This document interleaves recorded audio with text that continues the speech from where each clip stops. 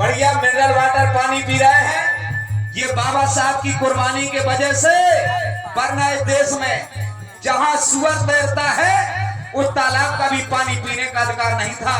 बिना पानी के मर गया होता ये समाज।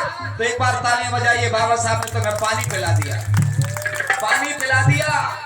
अभी हमारे पीआरओ साहब बोल रहे थे, कुछ लोग ऐसा पानी भी पी के आते हैं, ऐसा पानी पी के आते हैं सभा में जो उनको होश भी नहीं रहता। मेरे भाइयों, रविदास जी ने कहा था, रविदास न मदरा पीजिए जो चढ़ चढ़ के उतरा है। रविदास न मदरा पीजिए जो चढ़ चढ़ के उतरा है।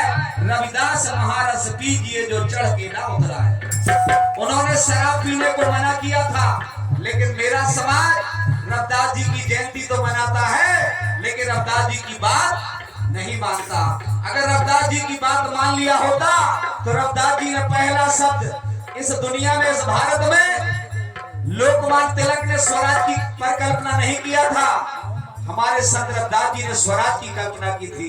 हमारे रविदास जी ने कहा था, मैं बेगमपुरा बसाना चाहता हूँ, जहाँ कम ना हो, जहाँ छुआछूत ना हो, जहाँ भूख प्यास की कोई समस्या ना हो, ऐसा राज बनाना चाहते थे हमारे संत रविदास। लेकिन इस देश के कलम कसाई लोगों ने पाखंड में बांध दिया, पाखंड में बांध दिया। कहने लगे कठौती में से कंगन निकालते हैं रविदास जी, कहते हैं शालिग्राम की बटैया तैराते हैं, कहते हैं सोने की गाय से दूध दिलाते हैं, और जनेऊ दिखवाने का नाटक नौटंकी बताते हैं। हमारे संत रविदास जी ध्यान रखिएगा, चमत्कारी नहीं क्रांतिकारी थे। एक बार जोरदार ताली बजाइए।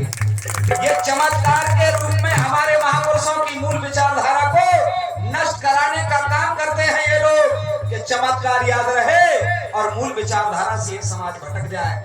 अगर मूल विचारधारा को ये समाज जान गया, ये समाज समझ गया, तो दिल्ली के तख्त-ओ-ताज पर कहीं कब्जा न कर ले। इसलिए ये पाखंडवाद में हमारे महापुरुषों को लपेटते रहते हैं। आखिरी लाइन सुने आप।